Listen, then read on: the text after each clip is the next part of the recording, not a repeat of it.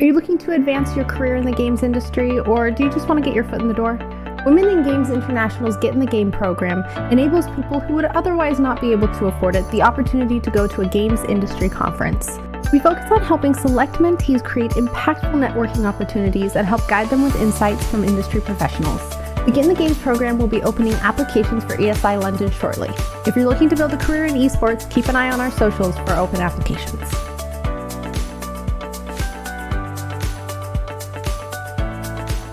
We all hear about blockchain and the metaverse as these new ventures we should know about.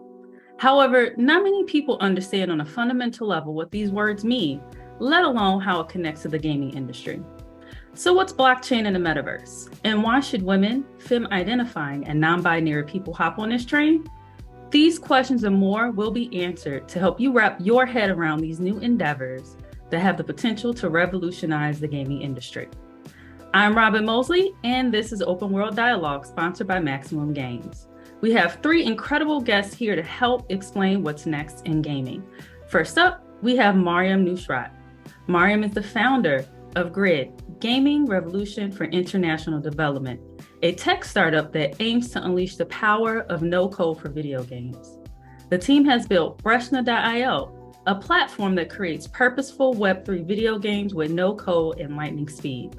To date, Breshna.io has experienced massive organic growth, 38,000 plus users from 84 countries, including 2,000 game makers who have created over 5,000 video games on the platform. Breshna's alpha version was ranked the #2 product of the day on Product Hunt.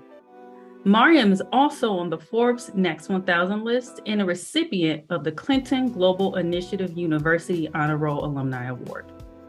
She has presented Grid at several high-level forums, including 2 sessions moderated by President Clinton at CGIU meetings and 2 TEDx events. Most recently, Mariam was the winner of the latest season of the Amazon Prime and Apple TV show 2-Minute Drill hosted by David Meltzer. Mariam also has 12 years of experience as a senior education specialist at the World Bank, working across 22 different countries. Next up, we have Nicole Lazzaro. Nicole is a leading authority on emotion and player experience, a champion for the people-centric metaverse, and designed the first iPhone game. With a Stanford degree in psychology, Nicole is the first person to use facial expressions to measure player reactions. She puts her expertise to work by designing award-winning XR interfaces for enterprise, as well as games at her company, Zio Design Inc. Her emotion model, the 4 Keys to Fun, is baked into the AI for The Sims, inspired IBM Motion Analytics, and laid the foundation for gamification. Her clients include Meta, Ubisoft, EA-owned platforms, and games including Myst, Horizon Worlds, Star Wars, and The Matrix. And last but not least, we have Sandra Castro Pinzon. Sandra is a Colombian journalist, has a master's in political communication from the Externado University. Sandra also makes political advocacy to promote the video game development industry through her organization, Tan Grande and Uganado. Recently, the Encyclopedia of Video Games, the Culture, Technology, and Art of Gaming, 2nd edition was published, which is a work where Sandra worked in the investigation of Colombian and Uruguay industry. Currently, she's a business developer of Colombian Game Development Studios. So I want to thank you all for being here. I'm super excited. I feel like I'm the person in place of many, many other people who have no idea what the blockchain or the metaverse is, and we need to figure that out. So we're going to start with the very first question, and this is going to set the foundation for our whole conversation today. In the easiest way possible, could you all explain blockchain and the metaverse? And what I want to say is feel free to piggyback off of one another as well. This is a conversation where we're all friends. Just go for it. So just please explain to us, what's blockchain? What's the metaverse? How do we get down to it? What's the bottom line of these particular topics? I feel like anyone Nicole could go. Off mute. I was kind of like, okay, Nicole, you want to go for it? But go ahead, Nicole. Well, I'm going to start with metaverse, and you can take blockchain. How's that? So I really, for metaverse, I look at it as the merging of the physical and digital worlds. So that's all where computer technology is. We've been progressing. And it's right now, the metaverse is where we're merging those two worlds. Is essentially, though, it's also just essentially Web3. It's the next evolution of the internet. So it's, interoperable, it's live, it's social. It can be 3D, and we can talk a little bit more about that. But for me, it's simply the merging of the digital and physical worlds. The first time it was used, it was in 1992 in the novel that's from Neil Stephenson, iconic cyberpunk novel, The Snow Crash. And in that moment, it was something about just imaginary realms, like making available those new words and that you could be inside of that. And we usually thought about it as virtual reality or augmented reality, but the things is bigger and complex, as of course Nicole is telling us. Oh yeah, and if you want to just piggyback on that, his next novel right after Snow Crash is called Diamond Age, the young lady's illustrated primer, which I highly recommend. That it is a slightly less dystopian. Remember, Snow Crash is a dystopian novel, and a lot of it is a warning, not a guidebook. But with in that book, in the second book, in Diamond Age, the primer, it's a nanotechnology book full of leadership games. Made for a nobleman's daughter, but a copy falls into the hands of a street urchin, and the novel follows these two women growing up. Highly recommend, because that's another view of where we might be going with the metaverse. And I think, the metaverse, blockchain, and even Web3, right, Robin? I feel like we hear a lot of that. So I think blockchain for me is the technology, is the underlying technology, the ability that, I think it's like the way a lot of the official definition goes, is it's a record, it's a chain of records that's basically kept on chain. And it's strings.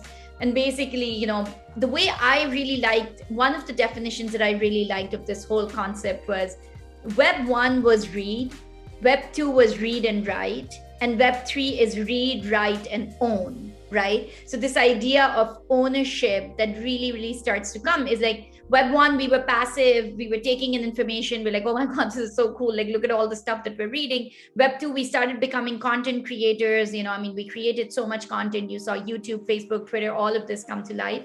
And I think Web 3 is when you start owning that content that you're creating, and the ownership is decentralized, and that's what it lives on the blockchain, right? So that to me is a little bit how it kind of transforms. I think often definitions end up confusing more than even what Nicole was saying, even with metaverse, whether it's 3D or not, I think that's highly debated. And even with blockchain versus crypto, Web 2 versus Web 3, now I'm hearing Web 4. But I would almost encourage everyone to have their own journey and be able to define it the way that they want to. And at the end of the day, it's a technology, and it's really about how you use it and discover it. The unique thing about it, and it's a unique property when we go from Web 2 to Web 3, the unique property is the distributed ledger. And so it could be blockchain, it could be some of the other acronyms that we'll be unpacking in this session today, but it's really a system of recording information in a distributed ledger that makes it easy to prove authenticity. And where that goes for Web 3 that I wanted to add to what you were saying, Mariam, is Web 3 is also about interoperability. Because you can get crypto that's just good, and as long as you're in your own little walled garden, you don't need blockchain. You don't need a distributed ledger. You can just, verify purchases and contracts and all that just within your own world. But it's when you go between worlds, when you go between vendors, when you go between silos, that's when, like the web does almost. That's when it gets really interesting, and that's when we need some new tech, and then that's when we have this disruptive opportunity for new business models. And of course, this is a show about games, so new kinds of games and new kinds of fun, which we'll get into soon, hopefully. I love that. We will Go for it. Okay, so now that we have a definition that I'm still working through myself, more reading is needed for me, I would still love to know, how's this actually connected to gaming? Because we got this broad understanding, but since this is a game panel, and then also We all care about games. How does the metaverse work with gaming? How does blockchain work with gaming? I think one of the things that we all know is actually one of the first applications of NFTs was CryptoKitties, right? And that was a game that was long decades ago, way before you had Axie Infinity or Sandbox or any of these. And I think that even the idea of a metaverse, like so many people have said, hey, maybe a lot of the video games that we've been playing for decades have been a metaverse. Like maybe SimCity was a metaverse. It's like, I mean, it really is a question to be asked. And I think that games have been at the forefront of this idea of virtual reality, of being able to live within virtual environments. So I think definitely on the metaverse side. But within gaming, I think on the blockchain side, the idea of ownership of digital goods is really something that's always been, like, when you talk to gamers about ownership of digital goods, like a lot, and this is where it touches on NFTs. A lot of times when you talk about NFTs to non-gamers, they're like, wait, why would you want to own that thing and blah, blah. But then when you talk to gamers, they're like, oh yeah, makes total sense. I have a currency, I buy this thing, I have a skin and blah, blah, blah. And it's like, this is simply saying it's decentralized. It's ownership that you can take outside of the ecosystem of the game, which is what Nicole was talking about, the interoperability. So I think, Robin, there's almost like way too much, like gaming lends itself to Web3 almost in ways that fashion does to NFTs or some of these other, very, very natural applications that we've seen. When we talk about NFTs, it means non-fungible tokens, which means it's a token that isn't going to be converted into like money necessarily. And essentially, if you boil it down, NFTs in the standard as it's written now, essentially it's a pointer to a URL, okay? And so if you're thinking about your game, if you're thinking about like, maybe I want to get into Web3, stuff like that, well, what could a easy to authenticate, pointer to a URL, how could that offer new kinds of gameplay and new kinds of fun? And that has to be the rallying cry for using Web3 in games, because we have a lot of talk about other technology. We've got a lot of talk about finance and, investment and that sort of thing. But really, Web3 and the metaverse has to do three things really, really well. First, it has to be like the most important thing about the metaverse that no one talks about. The most important technology behind it is actually not blockchain, not crypto, not DAOs, not NFTs. The most important tech is people. Because without people, without our players, what's the point, right? There's no reason to do any of this. And so, we need people and players. And then the second thing is it's got to be fun. So if you're going to put stuff on the chain, even if it's a land rush to buy your digital real estate, or if it's to buy your digital outfits or something like that, it's got to be at least as fun as Real Estate Tycoon. And right now, it's a very challenging to find fun, games that are actually fun. So it's got to be people-centered. It's got to be fun. And then it also has to return value to the creators. And that's a very difficult conversation to have right now, for certain, because a lot of the projects out there right now are really focused mostly on making money for the investors. And we can possibly debate that in terms of most or just a few or whatever.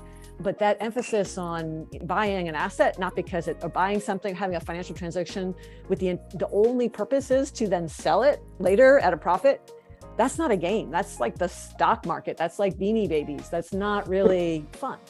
So we want to be sure that it's the creators and not just the investors that are actually able to participate in the economy, be rewarded for the work that they're doing, which is a good thing to fix about Web 2, because most of the work, most of the free labor in Web 2 is uncompensated. All of those billions of posts that get put up on social media every day, people don't earn anything from them, right? So yeah, people, fun, and being sure the creators can participate for the work that they do.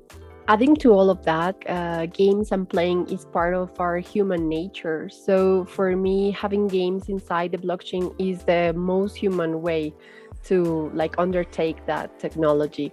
And I forgot to add in my biography that I'm also a business developer for game dev studios, but I'm a producer for an NFT game that's currently in development. The name of the game is Secret Tales, and we have the same premise that Nicole is telling. And the game has to be fun. It's not about just the money, it's about the experience, and it is about all the nostalgia of good games and having, of course, your NFTs in a good way that's also going to make you feel proud of what you're owning there. One of the mistakes we see a lot that's happening now in Web3 and blockchain games is stuff that we've seen in games overall. And I've run Zio Design for the almost 30 years now, and worked on a lot of tycoon games, a lot of casual tycoon games as well. And what we want to be sure is we want to be sure that there are enough verbs, enough cycles, enough game loops that make it an interesting experience. And then it's got to take advantage of the the unique tech on that's available. Otherwise, don't do it. And that's why we've got such pushback from several early, very large studios putting out NFT and blockchain game attempts, is because, well, it didn't add to the fun. This is just clearly a marketing thing. You're just trying to make more money off of me. Right. And I would, I think this, Robin, if I could just like double down. Go for it. Yeah. Really hits home because I actually come at this. I think blockchain is new. A lot of the people that are blockchain experts have been in it for 12 months or something, right? It's I do think, there's I just want to share that I definitely came at this from a non-tech. And even, like you said in my bio, I spent 12 years at the World Bank working across 22 different countries in education policy. And eventually I was like, hey, you know what? I want to make games for purposeful communication, games, hyper casual games for, it's education and marketing and training and all of that. And that's when we built Reshna, which was, hey, allow people to build their own video games, like the Canva for video games or the TikTok for video games. We entered Web3 because people asked for two features. And they weren't asking for blockchain. They just asked for two things. First of all, can I upload my own asset into my own video game? Like the avatar I have, can it be mine? And then can I own it, right? These were teachers in South Africa that made a math quiz game. And then they were like, oh, that avatar is cool. Can I have my own? And how can I own it? They don't know what blockchain is, but that's an NFT, right? That's what they're asking for. And then on the other hand, they were like, hey, once I've made the game, so right now in Reshna, once you make the game, it's a URL link and you can send it on a mobile or web, wherever you want. You don't need to download any app, but they wanted a place to bring everyone together to showcase their video game, right? And that's where we were like, oh, we can build the Breshnaverse, which is a virtual carnival. So this idea, which Nicole was talking about, the play to earn, I think it's broken because play to earn, something to earn is the incentive is earning. It's an oxymoron for games because you don't play to earn, you play for fun. So for me, it's been play and I didn't coin this. It's been an ongoing debate now. The idea of play and earn, and in Breshna's case, make and earn, because we want to empower the next 100 million people to make their own video games. And if they can be content creators, if we can democratize content creation through video games and they can earn in the process, then earning is just a top up. It's not the main motivation of the behavior. And I think that's an important conversation to have. Yeah, I totally agree with you. And I really like to quote Angela Dalton, who's with Swinger Growth Capital. And she likes to talk about play to own as opposed to play to earn, because ownership sounds less like work, in her view. And it's also, there's all that free to play stuff which a lot of players and game devs have never forgiven us for yet. So, so there is that. But the idea of playing to own, I think, is something that she really resonates with her. And in the psychology of, measuring emotion on people's faces, doing really deep dives with, hundreds and thousands of players, that once you start compensating, it's the serious fun loop of the fourth key of the four keys. And once you start compensating with like a real world currency, it can actually break the fun. It can turn it from an intrinsic motivation, I'm playing it just because I enjoy it, to extrinsic motivation. And so you have to be, as a game developer, that's another big design challenge, is how do you get around it, where I'm playing to own that thing and I'm getting compensated, but that compensated doesn't take away the qualities of, being voluntary, being, playful and open, having no consequences, being free to explore. All of those things have to be, I think that's an opportunity for new kinds of game mechanics that figures that out. Okay, so we're going to move on to this next question. Take a step back somewhat to get to know you all. So we know men are usually the first people to jump into major shifts in technology, finance, and gaming. So how did you all get into blockchain and the metaverse? I can go. It's like in building off of the story I was telling. I feel like I never saw this, as a, whoa, I'm stepping into the Web3 world now. And now this is I think we're all, there was a time, and I think it's changing. This panel speaks volumes. Women in games speaks volumes about that. There was a time when even video games, and maybe now as well, right? It is a male dominated industry, but I think that blockchain very much is still early-ish, where already you're seeing quite a few initiatives, really cool initiatives that are coming out supporting women in blockchain. There's women in Web3 women, all kinds of permutations of women in Web3, but then also my BFF, and you see a lot of other initiatives that are happening, and I just think that to me, it's always been, my own imposter syndrome has been the biggest, biggest roadblock for me entering a new technology. And even now, this platform, I was looking at Nicole's profile. I'm like, what am I even doing here? How is this? How does this make any sense? But I really do believe that, we belong. And that's literally the bottom line of it. We belong. It's diversity of thought. It's a new technology. It's going to need diversity of perspectives. So, for me, it was just, what are my users asking for? What is the pain point I'm solving? If it's the blockchain technology, then I'm here. It's that's kind of the framework. Yeah, I think I would want to go back to the question and actually challenge the question, and respectfully. So is that I really disagree that men are the first people to jump into major shifts in tech. Because in my 30-year history, I've always been on the first, iPhone. I was standing in line for the first iPhone game. Tilt World eventually became Tilt World. That was a launch title on iPad. Follow the White Rabbit. We were super early on Gear VR before the Rift even launched. And I've always found in my career that there's actually more openness. It doesn't really matter how you present, yourself gender-wise and racially as much in the really, really early stage of a technology. It's only when, money starts coming into it, or oh, we can make money, or oh, there's a business, and then you just get pushed out, right? So I find, if you look at, and then if you look at my career and that what I've done, it's, not the first woman to blah, blah, blah, blah. It's the first person to blah, blah, blah, blah, blah, right? And not always, I didn't do everything first, right? But it's open because I could. There was no line. I wasn't at the end of a line of a bunch of dudes or a bunch of, people who were, of the right, social and economic class. It was just this is really crazy. And, people smell bad, or people they're not dressed really coiffed or anything, right? We're just in there because we really love technology. People smell good too, also with technology.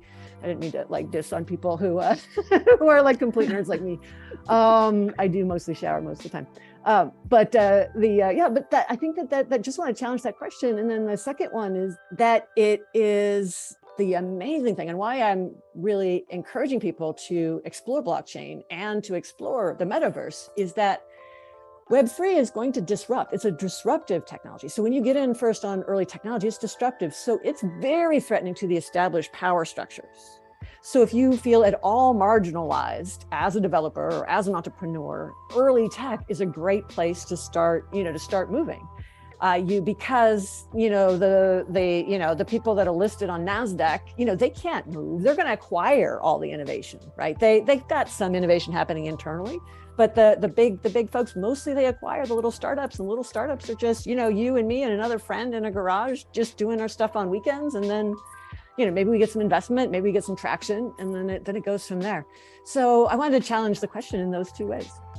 Yeah, and that's fine. I will say maybe it's the visibility. It could be visibility because Well, everything there I is read. a pushback, right? There is a pushback, Yeah. and once you start needing funding, there's definitely a push. There's definitely a pushback. But I think, like what Mariam was saying, is it is getting better, and there's a concerted effort in the metaverse and VR space for women in XR. Multiple groups, multiple, and then women in games too, like WIGI, which is doing an amazing, especially the past couple of years, has been doing amazing stuff. And I think that camaraderie and that companionship can really work. But it is true that, when I applied, in XR, when I applied for VR, early stuff, I was told to my face that they did not fund women-led startups. They did not fund women-led teams. So there is, once you ask for money, then there is a bit of a hurdle.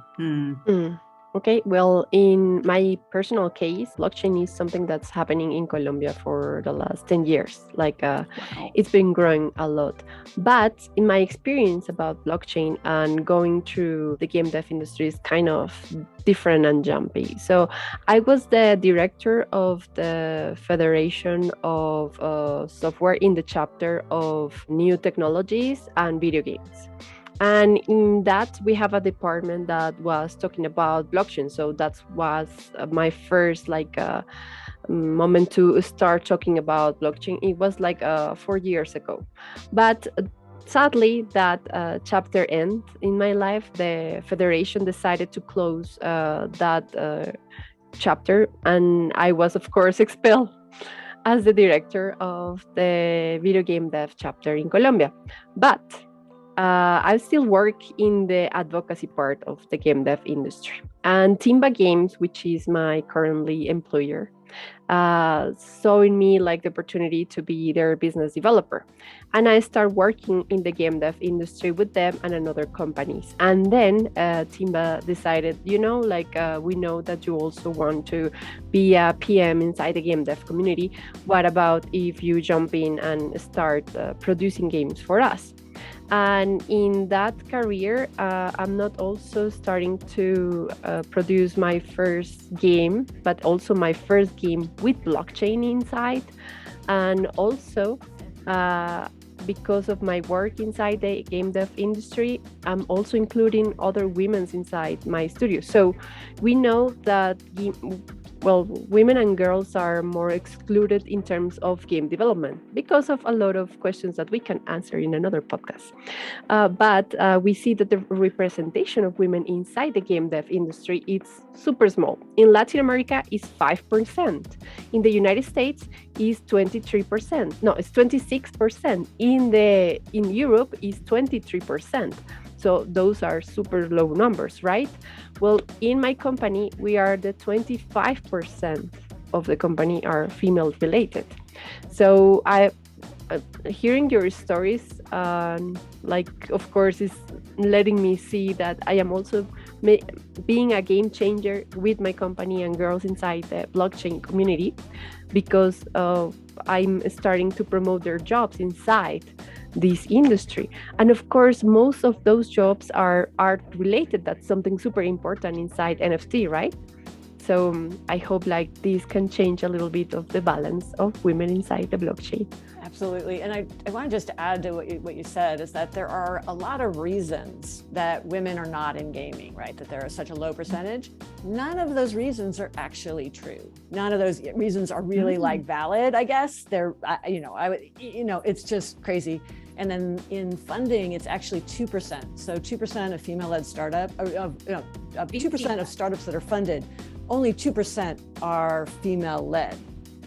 So again, the funding part is super challenging. And I've had people say women, their P&Ls are better, they're more successful, women-led teams, more egalitarian, XYZ, but we're going to fund the boy-led teams because we don't want to miss out on that opportunity. And I'm like, I can speak. I mean, it's insane. As a female founder of a tech startup that just closed our seed round, I mean, I literally, that's great. Thank you. I mean, it's been awesome. But again, it's an uphill ride. And even on fundraising, right? This idea, the narrative that you hear, you have to close your round in a week. It's the same valuation, blah, blah, blah. I mean, most of the tool book does not work for everyone. I mean, whether it's women, whether it's people of color and everything. But I do think one anecdote that I quickly want to share was, I mean, I had a call where literally and this person is not on our cap table, luckily, but the person was literally like, hey, will your co-founder be joining, or is he busy? And I'm like, two facts, solo female founder here, and is he busy? Like this assumption just off the bat, right? Like, I mean, where's your co-founder? And he must be a man. So it's like, I mean, I completely agree with that. Well, I just want to add to a friend of mine has gone through a subsequent round of financing, and she was oversubscribed and had essentially the delight of turning down everyone who was rather coarse to her in round one. So, yeah. So you might have that to look forward to in your Series A, just to put that out there. The other thing is that when we hear these stories, often, or we experience like a little bit of roughness, we experience some spicy comment, we might, some chop in the water as we zoom in along on our little speedboats. I often think about a simple thing, which is like, what is the leadership response for this? And that is, what is the leadership response in terms of like, how do I represent it to my team? Or how do I represent on social media?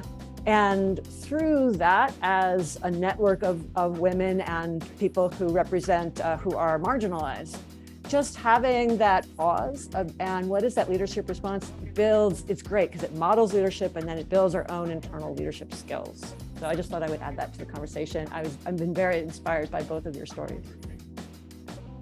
Awesome. So let's say I wanted to get into blockchain and the metaverse.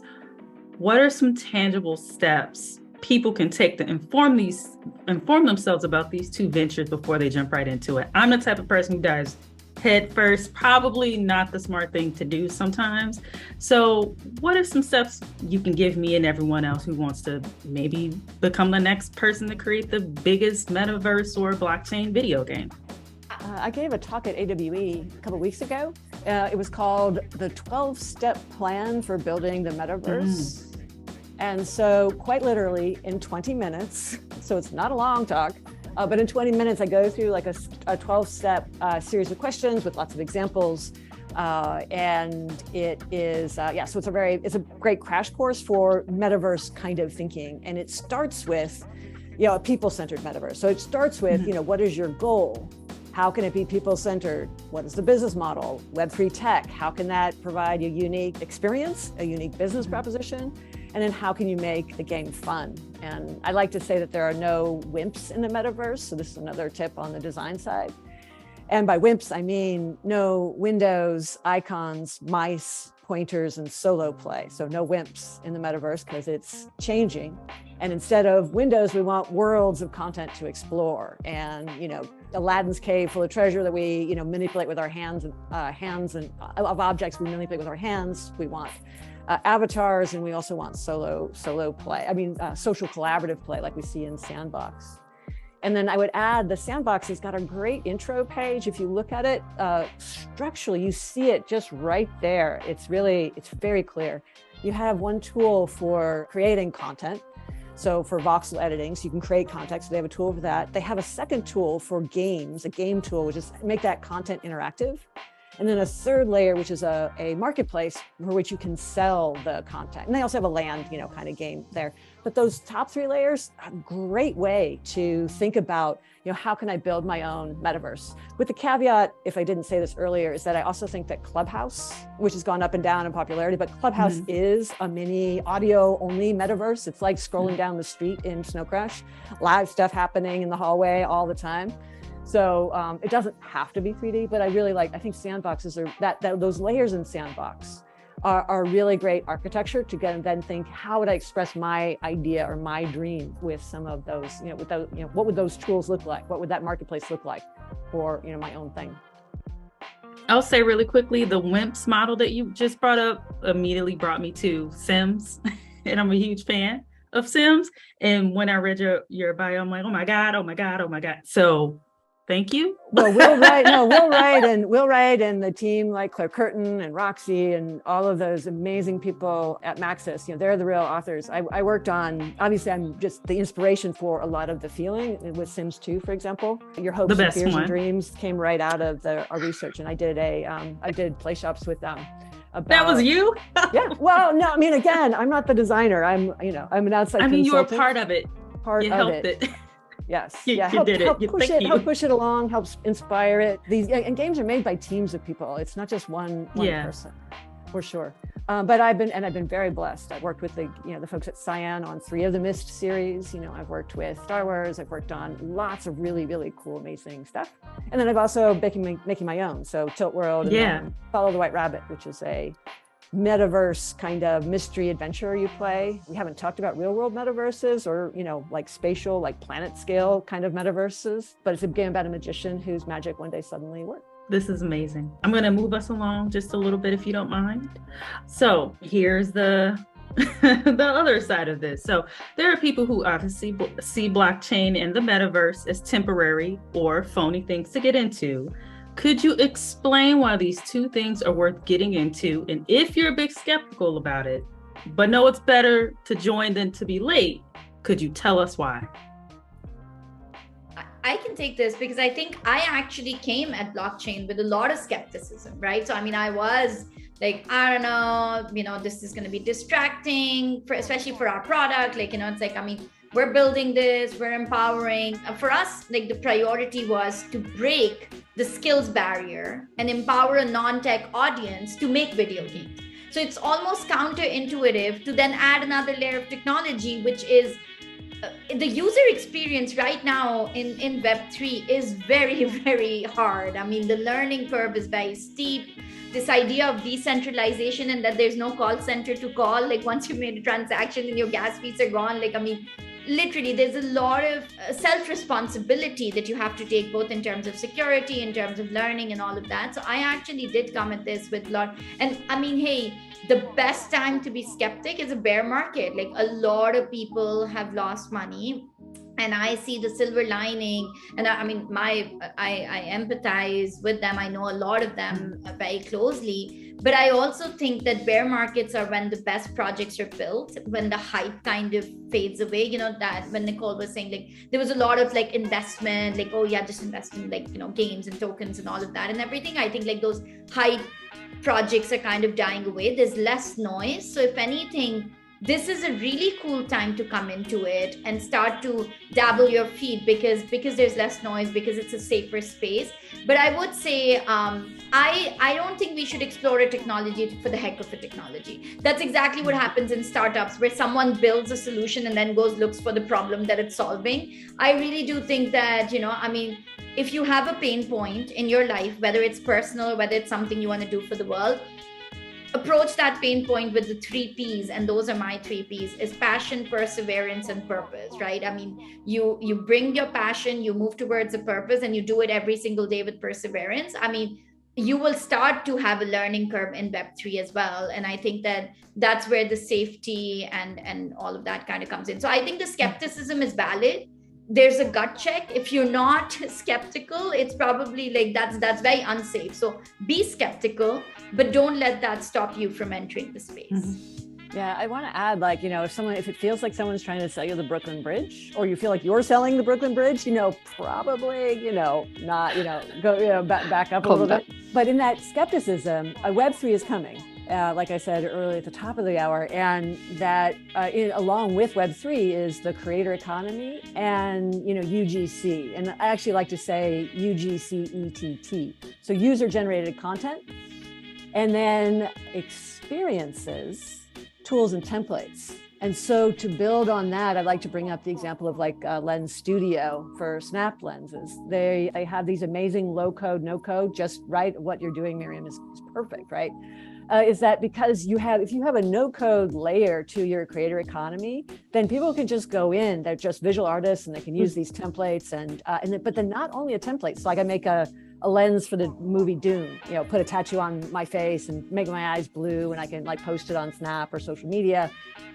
But it's not just that, it's actually a tool for someone else to create some social media of them with that same tattoo face. Or like when I made a pocket opera prototype, a paper pocket opera, you could rent costumes, paper doll costumes. You could rent the whole set. You could create an escape room template that other people could then modify and then sell tickets to. So these other layers are coming to the creative world overall. And you got to think that, everything from like if you think like, Medium Molecule and, Sackboy and that sort of thing, Dream, those kinds of games, to other sorts of games like Roblox, lots of stuff is going to be happening. But I'm curious about what Sandra has to say. Well, in my knowledge of blockchain, at the first time that I was trying to get inside, like I was super skeptical about that, like this doesn't exist. And also because in Colombia we have a lot of ways that people is making you buy stuff like it's a pyramid in blockchain. So that was super popular in my country, and I know it's not my country the only one that's victim about this, but when we start to know more about this information, you're going to have the opportunity to have also control of the knowledge that you have. So it is not like, Christ, go away, and leave that opportunity down. Is more that you have to take information and accountability of what are you owning. Like sometimes we take more time to choose some new shoes that you're going to buy than to really acquire an NFT or something that you want to buy inside the internet. So please read the instructions, see what you're going to invest, see if the platform that you're going to try to buy something, it's a place that's safe or not, or maybe it already have a bad popularity and you missed all of that. It's like when you're going to a date, right? And you're seeing a lot of red flags and you're like, no, this is okay. I'm in love here. And and that's something that you have to take in account, not only for blockchain, but to everything in your life. Like having the opportunity to know more, to understanding a little bit, that you have the knowledge of something if you can explain it to someone. Someone asks you what is blockchain, and you cannot speak about that, maybe you shouldn't yet invest in that. Wait a few minutes, start to learn more, and then go and jump on that decision. So don't spend more picking out a player platform shoes than you spend, choosing a platform for buying your NFT, right? Yes. That's wise advice. I feel as if, what people don't know, no one knows, I guess, except for WIGI people, that I have a PhD. So for me, everything that I do is literally I have to research it to the point where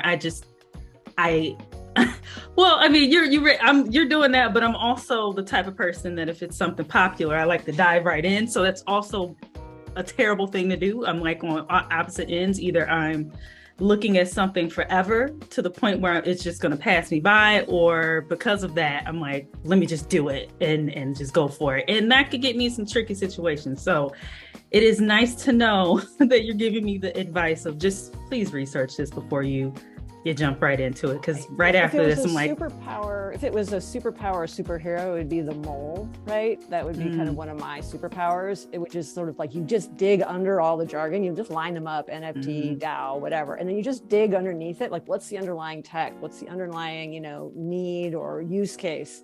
And so I boil it down to distributed ledger. And, I boil it down to, and then so a distributed ledger, what would that be like? And it doesn't have to be the blockchain standard, it doesn't have implementation, it doesn't have to be the NFT standard. But what, with that distributed ledger thing, what could happen there? So yeah, I love the idea that it's very important to understand what it's going. And then also just do the gut check of is it fun if you're in games, right? Yeah, because it's not, a lot of free to play mechanics, for example, really are all about monetization to create the desire to buy as opposed to the desire to have fun. Feeling compelled to play is not the same as feeling woohoo, I want to play and I'm getting value out of it. So be sure that there is all the wonderful things that Play does, which is another podcast. Make sure that that's in your Web3 blockchain games. For a specification, I would say like understanding, it doesn't mean that you can create that platform, right? Like you can only like understand what you are reading, and that's something that nobody's going to put your fingers in the mouth, as we say in Colombian. That's a great metaphor. Yeah, but if you can explain it to like at a 4th or 5th grade level, right? Then awesome. If you can draw a picture of it or a metaphor or tell a story, that often is very helpful as well. And obviously, classic learning, instructional design 101 is, being able to teach someone else without a background, being able to teach someone else about a background, what it is. And just a quick, I think the one thing that has helped me a lot has been, the coolest thing that's happening, I think, in Web3 is this idea of learning in public. A lot of people have their learning curve, they're learning with communities and they're learning in public. So it's like Twitter spaces, Discord communities, like whatever is your jam.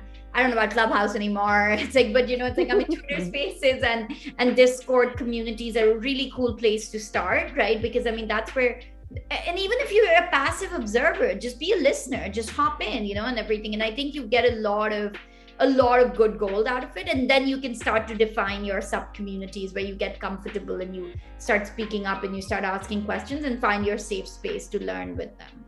A lot of games went in like early VR, in the early VR days, and people were trying lots and lots of different stuff until someone came up with the idea of waving around some sticks and chopping blocks in half, and inspired somewhat by that scene in one of the Star Wars movies, but at the beginning, nobody was making really good games in VR. There was no success. And so, we're at that point of Web3 where we can't tell the difference between Twitter and petfood.com, right? We don't know. So like what, so it takes a lot of petfood.coms, hopefully not as many as we had in 2008 or whatever, but yeah, it's going to take a lot of exploring. And if it's just hype, and if while you're there is a lot of psychological, social excitement, then you want to look at that. You want to look at not only for the Brooklyn Bridge, but also the pyramid that Sandra was talking about, because that's the multi-level marketing is a danger to avoid. I would say that blockchain is like Pokemon in the early years. I don't know how it was in your countries, but in my country, when I was a kid, all the teachers were saying like Pokemon is the devil, right? Oh yeah. You see this is cuteness. This is not evilness. But if you start with that, that information of, oh no, it's the devil or something like that, and you don't have the opportunity to listen to the stories, to be part of the game, to enjoy that adventure, you're going to miss that journey, So go ahead. Technology has always struck fear in the heart of the establishment and in the course of humankind. You go all the way back to the era of Plato and Socrates, where this newfangled technology called writing was going to completely destroy thought, because you would not have to remember things anymore, right? You could just write them down. That was blasphemy, okay? So now we're not talking about, blockchain is writing or whatever, if it's the exact same metaphor, but that, you want to look at the, new things then qualified as intelligence after writing. Same thing with the internet. I can remember email, my relatives saying, oh, it was that I was Satan, for working in it, because people would no longer know how to spell, because they would bring out all of these, misspelled words, whatever. But in fact, the internet and email drove a huge wave of literacy, because that's your gateway in. And probably more people learn how to read on Mario and Pokemon than in the classroom. Certainly more people learn history through Civilization, the game Civilization, than they do in the classroom. Yes, okay. I'm gonna stop us because we're on the edge, and I want to just go right to our last question. This one is it's probably a difficult one to answer, but I do want you to be as brief as possible. So, what do you predict will be the future of blockchain and the metaverse in the next year or so? Hard one, I know. So I would say that for the game dev industry, because I'm part of developing games and I can talk about that part, I would say we're still going to have a little bit of restraint there. A lot of game developers now are still like, no, I don't want to touch that. Thank you very much. But we're going to see a new generation of games that are awesome games, that have good narrative, are good gameplays. I know about 2 games that are being developed in my country. One of them, it's part of the Jam City franchise. I don't know if you know that company, which is Champions. And the other one is, of course, Secret Tales, which is a nice game about minting shinseis, which are like little ifs, for Pokemon. And it plays with the nostalgia of Pokemon and other games that are for exploring and battling. So I know that it's going to change a little bit for some studios. It's going to be awesome for Latin American studios because we are super cheap in terms of developing, right? So other studios and blockchain companies are looking for that kind of development or that kind of talent to do their games. So they're going to use the Latin America industry to promote their growth. And of course, that would mean that our talent is going to be useful and we're going to conquer the blockchain. That's my part over there. I can go. I mean, very quickly, I think, Robin, like 1 year, I feel like it's still going to be, you still have the chops as we go along on our speedboats. And like Nicole said, I do think that you're going to regulatory stuff, you're going to see a lot happening, right? And then again, as we go through this crypto winter and all of that, I think you're going to see it. The future for me is when, especially within games, it will no longer be a blockchain game, right? It's just going to be a game with blockchain technology in it. I feel like that's the future, where the technology will just be a part of it. Like when you play a game, you're not really thinking about where was this built, what was this built on. You're thinking about the game experience. And to me, personally, the future that we're building for is going to be the future where it's not just content, it's not just passive playing of video games, but that content creation through video games, through Web3 games that you can then also own. And that, like Nicole said, that user generated content, I think that's where the future is, where you will see a TikTok for video games, and it's probably going to be called Vreshna, but yeah. I like the thinking. I think what I would add to that is never, and this has been true since I got into tech and games in the CD-ROM days. So early CD-ROM days where we would have drag out fights on whether in the hallway about whether a mouse or a keyboard was a better input device. But in the sense, it's like that never mistake a clear view for a short distance. I think that's very important to keep in mind. But they also see it as an opportunity to, let's not repeat the mistakes of Web 2 with Web 3. All the business models and all of the mental harm that some of them do, were invented for Web 2. In Web 2, they're invented for Web 2. So instead of attention harvesting and sort of this digital enslavement psychologically that a lot of these systems are set up to do, what about mental enrichment? What about being able to give you the superpower ability to focus, right? You can give. So what kind of gameplay could do that? What kind of gameplay is more fun when it's interoperable between studios? Cosmetics will be, we didn't talk about this too much, but cosmetics are going to be easier to do, especially with a style transfer AI, to do across games. But what kind of gameplay is going to be more fun with making it interoperable? And how can we give people with these new games, with this new technology, how can we give people superpowers? And then how does it unlock human potential through play? That's where Awesome. This was amazing. I want to thank all 3 of you, Sandra, Nicole, and Mariam. So let me just do this wonderful outro. While blockchain in the metaverse may seem tricky to understand, I hope you all learned something you can take with you and use as you navigate through the latest thing in the gaming world. This was Open World Dialogue, sponsored by our friends at Maximum Games. Please join us here again, live on Twitch every second Wednesday of the month.